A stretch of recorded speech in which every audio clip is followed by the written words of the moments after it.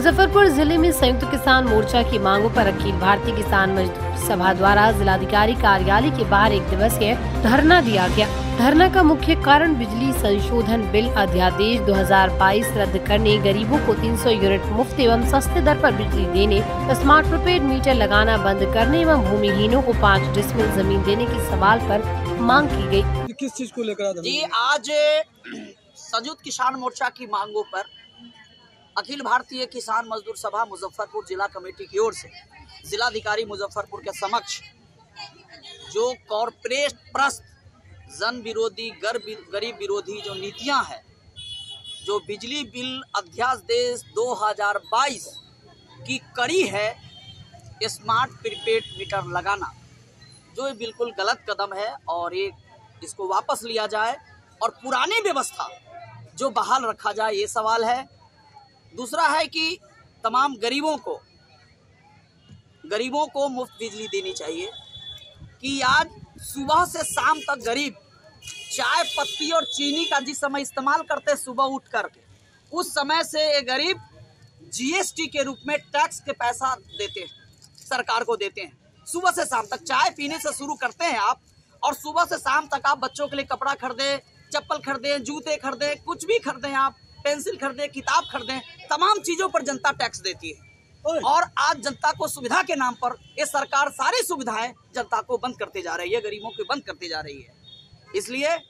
गरीबों को मुफ्त बिजली देनी चाहिए। और सरकार ने घोषणा की थी कि तमाम भूमिहीन गरीबों को क्रय नीति के अंतर्गत भी 5 डिसमिल भूमि खरीद कर देंगे, या बिहार सरकार गैर मजरूआ कहीं भी होगी तो उन्हें बसाने का काम करेंगे। सरकार ऐसा नहीं करके जल जीवन हरियाली के नाम पर गरीबों को उजाड़ा जा रहा है। वो हाई कोर्ट के आदेश का बहाना बना करके मतलब ये आर में किया जा रहा है, और इसमें भी उन गरीबों को अतिक्रमणकारी बताया जा रहा है। ये गरीब जो बिल्कुल इनके पास जीविका का कोई साधन नहीं है, रोजगार का कोई साधन नहीं है, और ये गरीब जब ये कभी मालिक के रैयत हुआ करते थे, या कभी किन्हीं का घर बाढ़ के कटाव में, नदियों के कटाव में चली गई, वो ऐसे गरीब जो जलाशयों से पोखर के भिंडा हो, नदी के किनार में हो, बांध के किनार में बसे हुए हैं, इनको अतिक्रमणकारी बता करके इनको उजाड़ा जा रहा है। जब बिल्कुल ये सरकार का जन विरोधी गरीब विरोधी कदम है, और जो खुद इन्होंने घोषणा किया उससे भी पीछे हटने का काम कर रही है, और उसे अतिक्रमणकारी बताकर, ये अतिक्रमणकारी है, ये गरीब लोग अतिक्रमणकारी बता करके इन्हें अपमानित भी किया जा रहा है, उनको बेइज्जत भी जलील भी किया जाता है कि आप कितने गलत लोग हैं समाज के, आप लोग अतिक्रमणकारी है, समाज के गलत लोग हैं। अखिल भारतीय आदिवासी कश्यप कहार निषाद भोई समन्वय समिति का राष्ट्रीय अधिवेशन 16 व 17 सितंबर को कच्ची पक्की स्थित कैप्टन निषाद सभागार में होने जा रहा है, जिसमें समाज से देश भर में जुड़े लोगों की समस्याओं के निराकरण के लिए मंथन होगा। ये जानकारी सांसद सह कार्यक्रम के आयोजक अजय निषाद ने दी। उन्होंने बताया कि इस अधिवेशन में देश के विभिन्न राज्यों से 300 से अधिक लोग भाग लेंगे, जिसमें दलों के सांसद, विधायक, एमएलसी, बोर्ड अध्यक्ष सहित विभिन्न राज्यों के पारंपरिक आदिवासी, मछुआरे, नाविक, जल व पालकी विभाग के प्रदेश समिति के अध्यक्ष व सचिव शामिल होंगे। अजय निषाद ने कहा कि मछुआरे समाज के विभिन्न उपजाति देश में 15 से 18% तक है। इस समाज को इस अनुपात में अधिकार मिलना चाहिए।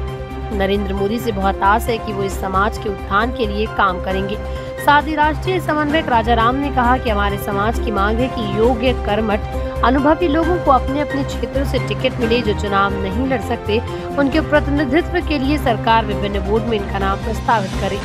अगर आप समाज विरोधी काम करेंगे तो हम आपके सपोर्ट में हैं। तो फिर आप ही के समाज के नेता लगातार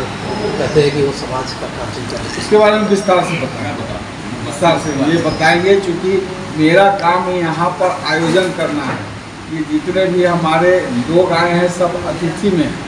मेरा काम इनका आदर सत्कार करना और यहाँ पर सम्मेलन कैसे सफल हो उसका काम करना, किसको बुलाना है, किसको नहीं बुलाना है। मैं आपको बताना चाहूँगा कि अखिल भारतीय आदिवासी कश्यप कहार निषाद भोई समन्वय समिति विगत 15-20 सालों से कंटिन्यू काम कर रही है और हर राज्य में काम कर रही है। आज 29 प्रदेशों के लोग यहाँ पे पहुँच रहे हैं, जिसमें लगभग 300 प्रतिनिधि यहाँ पे आ रहे हैं संगठनों के। अलग अलग विषय पे अलग अलग राज्यों की चर्चाएं होती हैं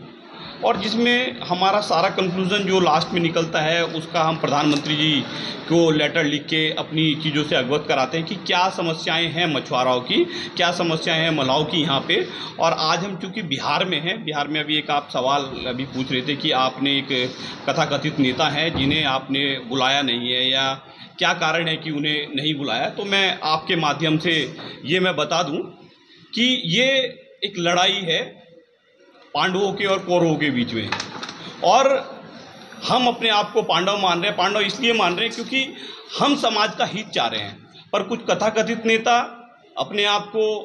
समाज का हितकारी बता के, मलाओं का बच्चा बता के केवल ये कह देना कि जी ये सारे मलाह आपके साथ हैं, उन्हें बहला फुसला के उनके नाम पे आप टिकट ले आओगे। आप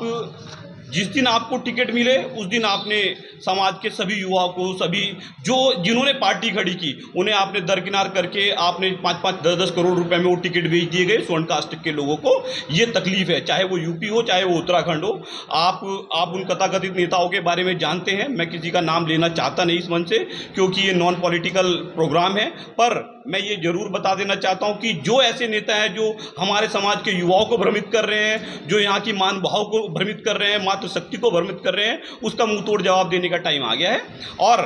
हमारे समाज के जो बुद्धिजीवी वर्ग है, जिन्होंने समाज का दर्द झेला है, मैं आज इस मंच से मुझे बताते बड़ी खुशी हो रही है कि जब पूज्य हमारे कैप्टन साहब थे और उन्होंने यहाँ से बिहार से शुरू किया और उत्तराखंड तक वो चले गए, जम्मू कश्मीर तक उनका नाम हुआ। उन्होंने समाज की लड़ाई लड़ी, उन्होंने आज हम जो बोल पा रहे हैं आपके सामने, जो राजनीति में हिस्सेदारी हमें कुछ % मिल रहा है, इनकी पूरी जितनी इनकी शक्ति है उस शक्ति को छीड़ करने का काम कर रहे हैं। अब ऐसा नहीं होगा। ये ऐसा 2024 की जो अपना चुनाव आएगा उसमें ये समाज ये तय कर लिया है कि हम लोग एक जाई होकर के